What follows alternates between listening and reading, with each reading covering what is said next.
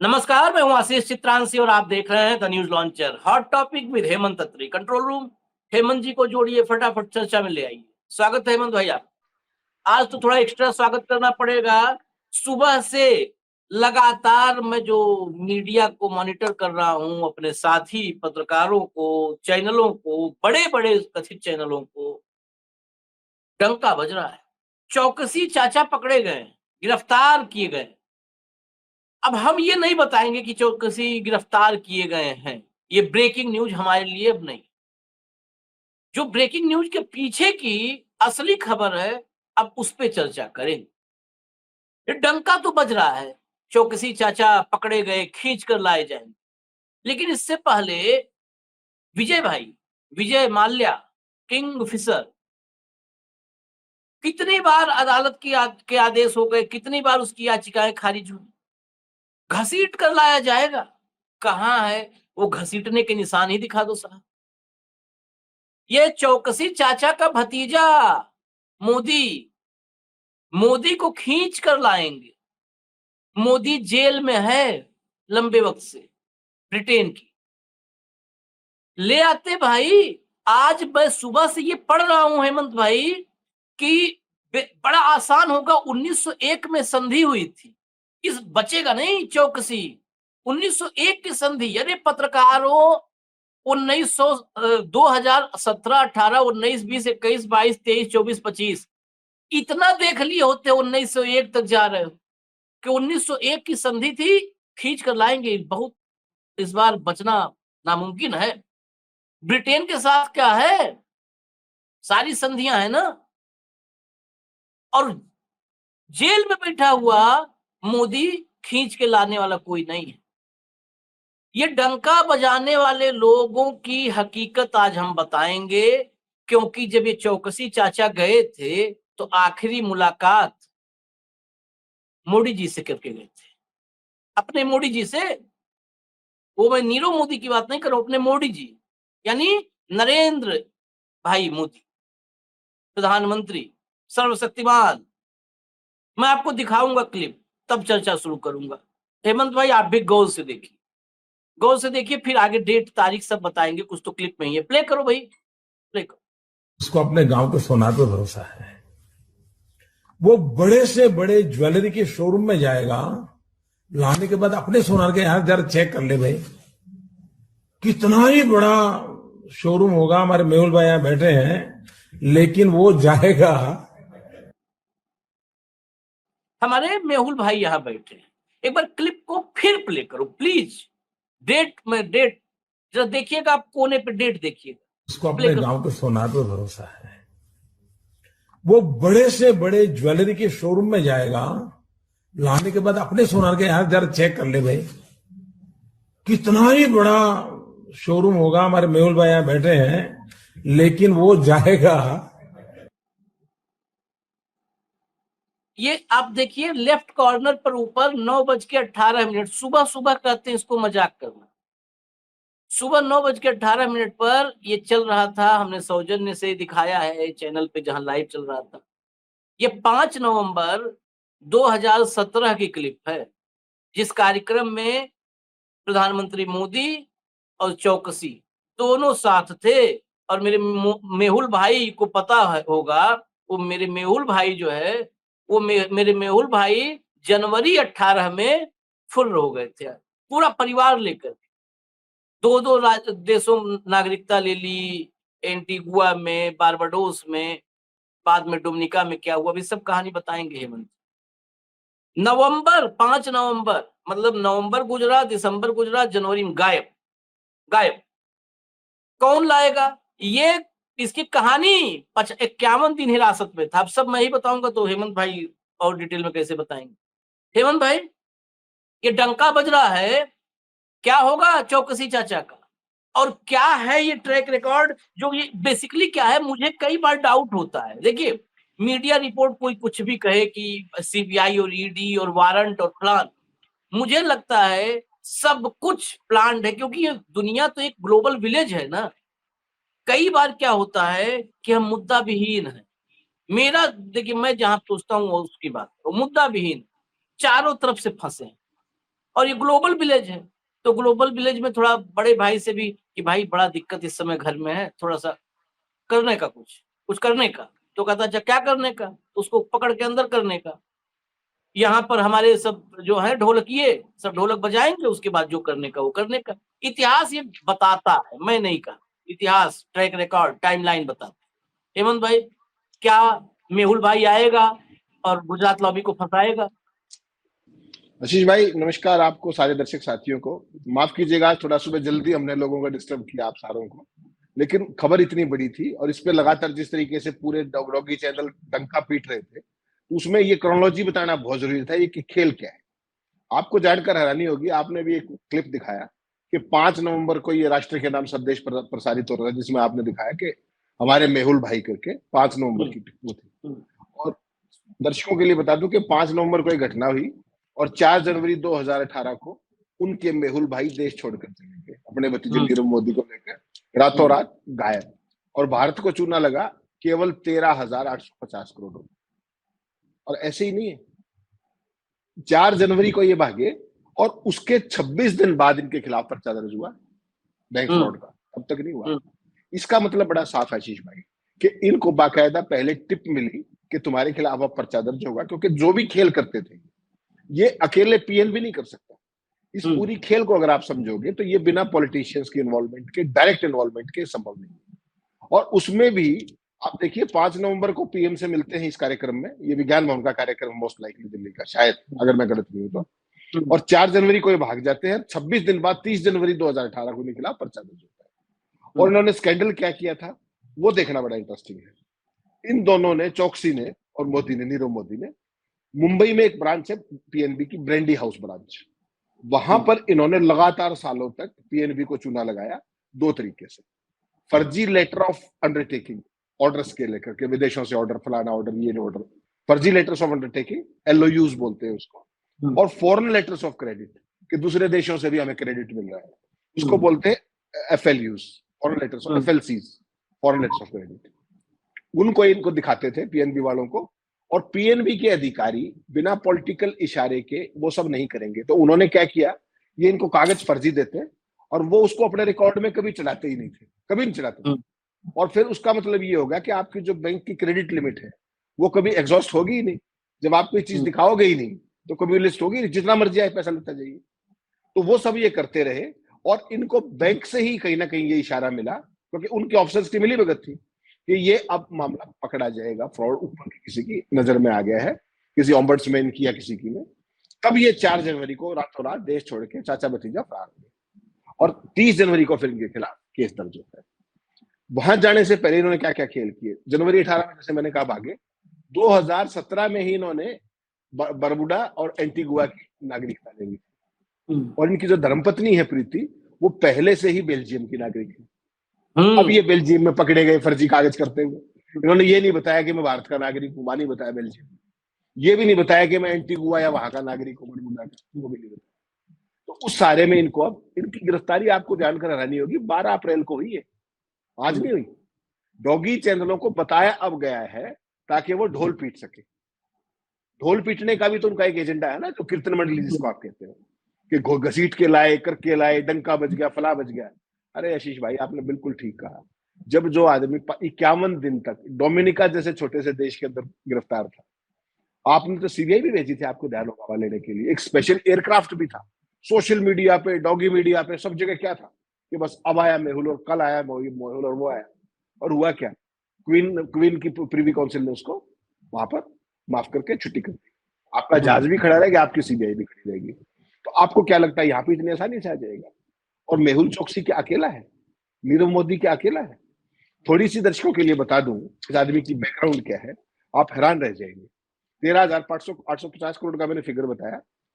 65 साल का जो मेहुल चौकसी है, ये आपको ध्यान होगा गीतांजलि ग्रुप का पूर्व चेयरमैन है। हाँ। और गीतांजलि ग्रुप कौन था? देश की सबसे बड़ी ज्वेलरी चेन। पूरे देश के अंदर 4,000 से ज्यादा शोरूम थे उनके, 4,000 से ज्यादा, और विदेशों में भी थे। और 1985 से ये लगातार हीरे के कारोबार में, पारिवारिक कारोबार इसने टेक ओवर कर लिया था। इनके जो भाई हैं वो बेल्जियम में, उनका भी एक स्टोर है। और इनकी जो एक बेटी है उसने भी एक बेल्जियम के व्यक्ति से शादी की है और उनका भी वहां हीरे का ही कारोबार। तो इतना बड़ा आदमी जिस तरीके से यहाँ से भाग गया, तमाम सबको जानकारी थी, सरकार के तो टॉप स्तर पे पता होता है ना ये। उसके बाद 5 नवंबर को प्रधानमंत्री उनकी प्रशंसा करते हैं, हमारे मेहुल भाई नाम लेके बोलते हैं, इसका मतलब डायरेक्ट जान पहचान। और उसके बाद 4 जनवरी को ये फरार होते हैं और 30 जनवरी को अपना पर्चा दर्ज हो जाता है। एक छोटी सी बात याद दिलाओ आपको, जब अपने क्या नाम है विजय माल्या भागे थे, आपको ध्यान है राज्यसभा में क्या हुआ था? आप उधर राज्यसभा में ही थे और करे थे, पार्लियामेंट वाज ऑन, और उस समय महरूम अरुण जेटली साहब वित्त मंत्री होते थे, ये भी ध्यान होगा।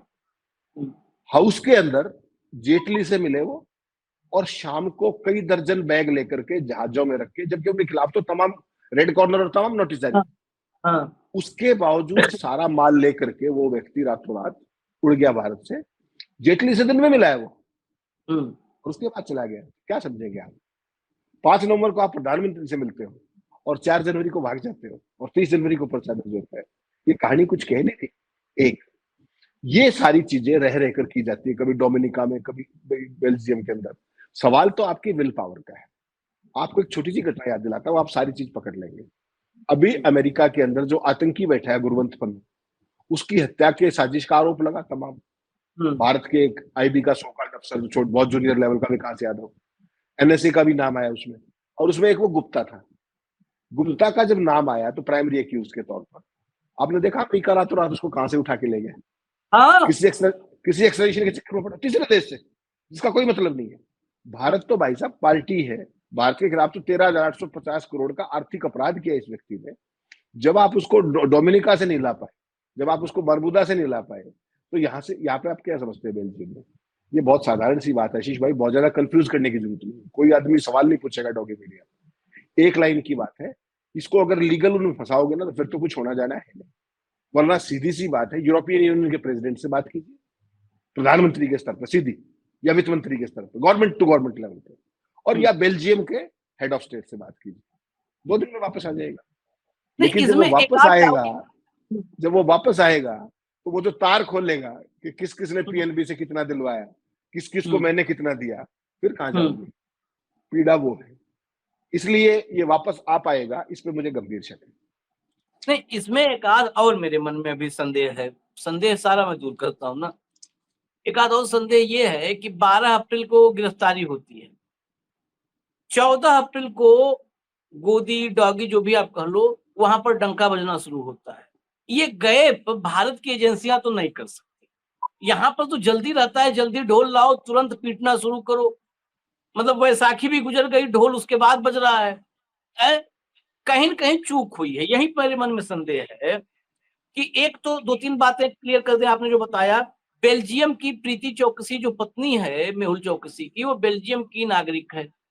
एंटीवर्प बेल्जियम में एक शहर है, एंटीवर्प में ये भी जो है आवास कार्ड के लिए रुका हुआ था, इलाज कराने गया, कहा जो जा रहा है, और आवास कार्ड के लिए रुका था।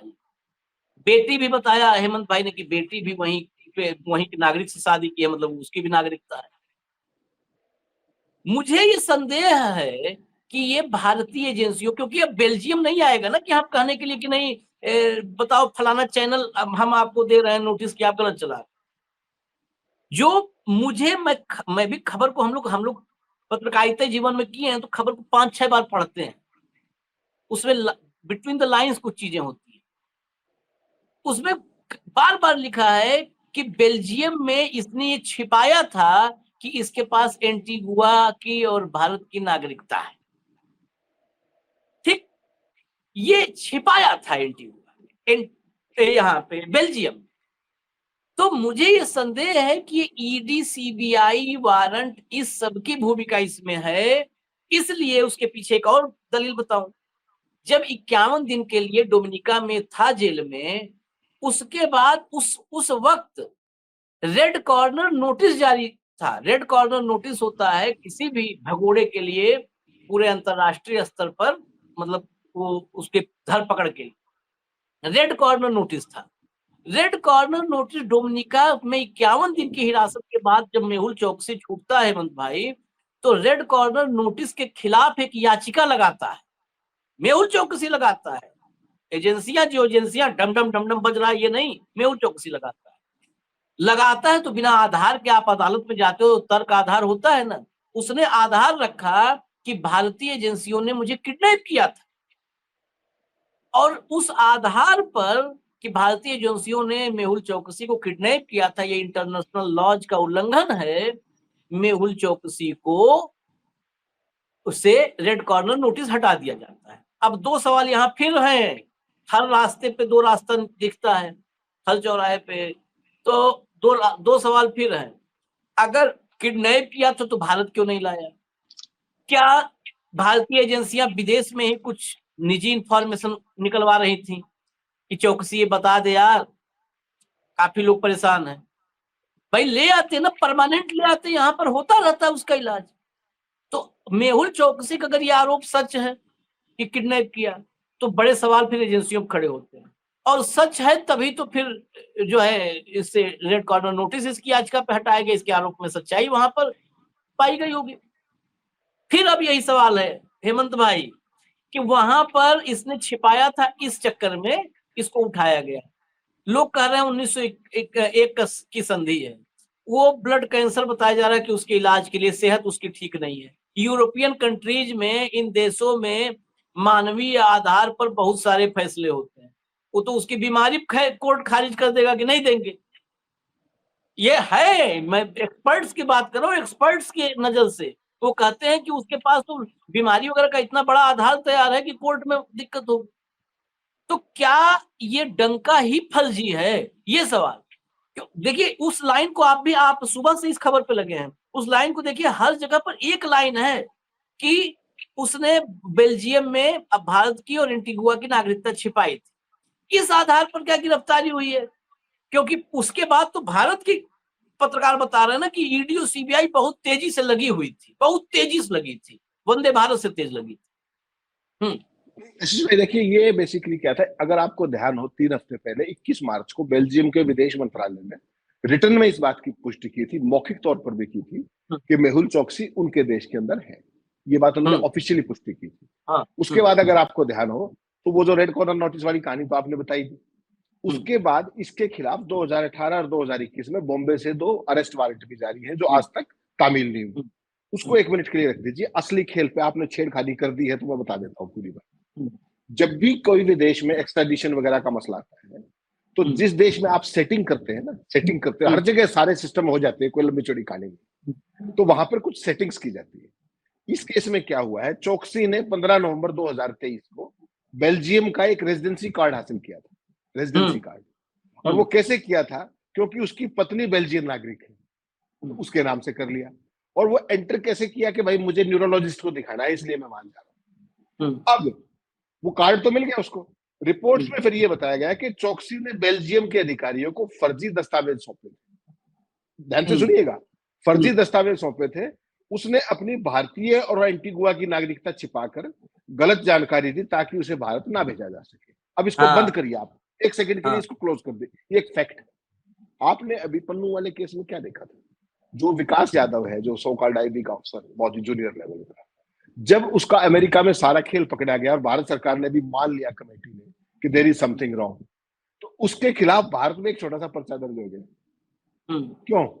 ताकि कल को अमेरिका उसको मांगेगा, एक्स्ट्राडिशन की बात करेगा, तो आप क्या कहेंगे कि नहीं नहीं हमारे यहाँ वो तो अंडर कंसिडरेशन है, उसके खिलाफ तो केस चल रहा है।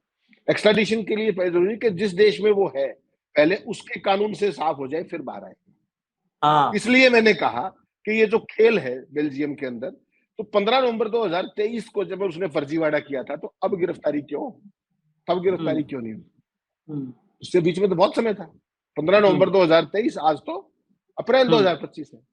तो ये जो सो कॉल्ड जो फर्जीवाड़ा है, ये बेसिकली कंकॉक्टेड है ताकि उसको भारत एक्स्ट्राडाइट ना किया जा सके। और पैसे की उसके पास दिक्कत नहीं है, यूरोप के टॉप से टॉप वकील लेगा, उसको कहां समस्या है। विजय माल्या को सुप्रीम कोर्ट तक से राहत नहीं मिली वहां ब्रिटेन में, तमाम बार उसकी खारिज हो चुकी है, जैसे आपने इंट्रो में कहा। भारत तो नहीं आया ना वो। लीगल प्रोसेस से खेलना बहुत आसान है, कहीं भी कोई पेचीदगी लगा दो, वहां पे मेरी जेल में सुरक्षा नहीं होगी, जेल में फैसिलिटीज नहीं है, मेरी स्वास्थ्य खराब है, मेरे को तो ये फैसिलिटी चाहिए, मुझे तो वो फैसिलिटी चाहिए, लटकता रहेगा मामला। कौन आपके लिए मेहुल चौकसी के लिए जज बैठा हुआ है या विजय माल्या के लिए? तो ये सारे खेल होते हैं, सारे देश करते हैं। आपने यादव वाले मामले, विकास यादव का ही मामला जो मैंने बताया आपको, पन्नू वाला, हाँ उसमें हाँ यहाँ पे एक पर्चा दर्ज था, जेल में डाल दिया। उसके हाँ बाद वो अपने गांव में भी गया, सो काल जो हाँ खबरें आई। तो ये महोदय तो इसने घपला किया 15 नवंबर 2023 को, पर्चा दर्ज हुआ था, जो भी हम्म फर्जीवाड़ा किया। तो आज हम्म उसका रेफरेंस क्यों? आज उसका रेफरेंस इसलिए कि डंका बजवा लीजिए कि वो गिरफ्तार हो गया है, करना वरना कुछ नहीं है। हम्म और कोई पूछे तो आप कह दीजिए भाई उसके खिलाफ तो जुडिशियल प्रोसीडिंग ऑन है, वो हम क्या करें। हम्म तो दोनों काम हो गए, पकड़ भी लिया और लाए भी नहीं। Same is the case with Vijay Mallya, same is the case with Mehul चौकसी। नीरव मोदी आपने बताया जेल में ही है ऑलरेडी। क्या है, आप तो विश्वगुरु हो भाई साहब, आपका तो डंका बजता है। जो व्यक्ति, राजनाथ जी के शब्दों में, हालांकि विदेश मंत्रालय मना कर चुका है, राजनाथ जी ने 3 से 4 ज्यादा बार ये कहा कि मोदी जी ने एक फोन किया और यूक्रेन और रशिया का युद्ध रुक गया और हम अपने बच्चों को निकाल लाए। तो आप और बारामुद्दा से एंटीगुआ से एक व्यक्ति को नहीं ला सकते, जबकि आपका जहाज खड़ा था वहां, सीबीआई गई थी बाकायदा, और ये हुआ था मेहुल चौक से तो कुछ घंटों में इंडिया आ जाएगा। आ गया क्या? आशीष भाई, इस देश के अंदर फोटो ऑप्टिक्स और फर्जी नैरेटिव, इसके अलावा देश में कुछ बचा नहीं, कुछ भी नहीं बचा है। सुबह से सारे चैनल कूद रहे, अरे भाई गिरफ्तारी तो 24 घंटे पहले, 48 घंटे पहले हुई थी, परसों गिरफ्तारी हुई, अब तो वो जेल में जा चुका है। अब तो वो स्वास्थ्य आधार पर बेल फाइल करने वाला है आज। हाँ उस समय आप कह रहे हो कि मोदी गिरफ्तार हो गया, फला हो गया, ढींग हो गया।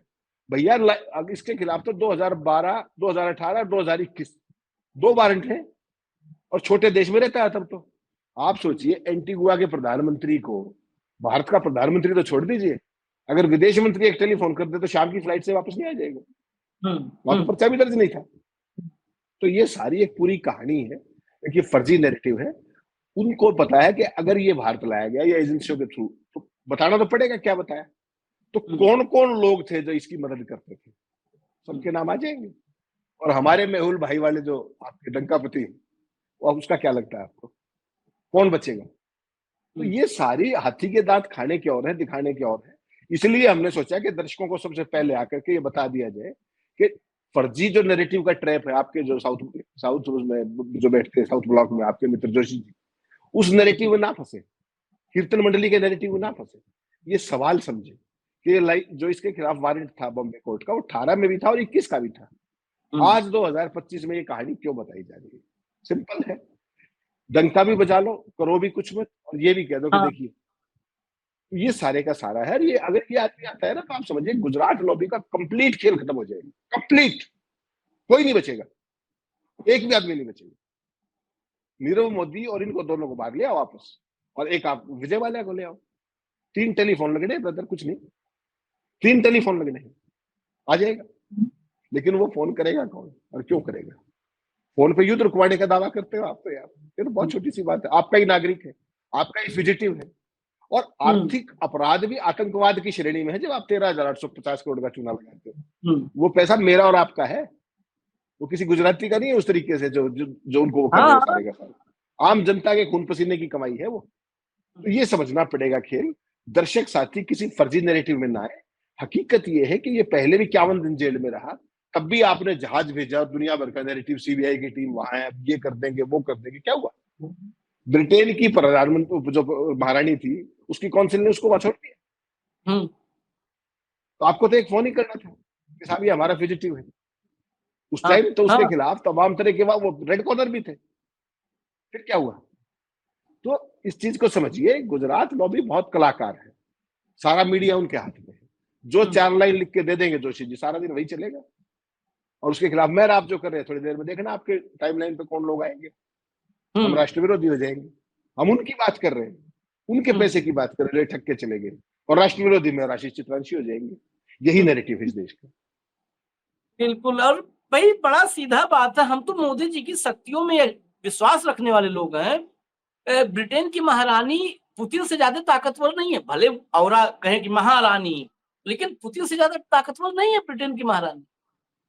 वो तो हो गया ना कि वो था, दौर था, वही वो है, एक सिस्टम बना हुआ। जब पुतिन एक फोन पे कह सकते हैं कि भाई होल्ड ऑन, रोकिए, मोदी जी का फोन आया था, तो उनको काहे नहीं फोन हो सकता। और बड़ा सवाल ये है, आखिर में ये सवाल हम आपके लिए छोड़ के जा रहे हैं, 11 साल से ये कितने ठग हैं जो रोज ठेंगा दिखा रहे हैं, और हम कितनी बार जश्न मना चुके हैं। 11 साल में हमने जश्न कई बार मना लिया, कई बार दिन में होली रात दिवाली मना लिया हमने कि आज पकड़ा गया, फलाना आ रहा है, मोदी जी देखो, मोदी है तो मुमकिन है। कितनी बार मना लिया दिवाली। आया कौन? आया चौकसी, आया मोदी, आया माल्या, आया दाऊद, कौन आया? ये आशीष भाई, तहब्बुर दाऊद अभी मैं डॉगी नीचे लिख दूं, मैं बता दूं एक बात, अभी नीचे आएंगे सब कहेंगे तहब्बुर को कौन लाया, कांग्रेस बचा रही थी। अभी लिखेंगे कांग्रेस बचा रही थी, जबकि पढ़ ले जा करके अमेरिका की कोई रिपोर्ट पढ़ ले भाई, इंडिया की कोई रिपोर्ट पढ़ ले, इंडिया की ही कोई रिपोर्ट, ये तो कोई नहीं लिख देगा ना।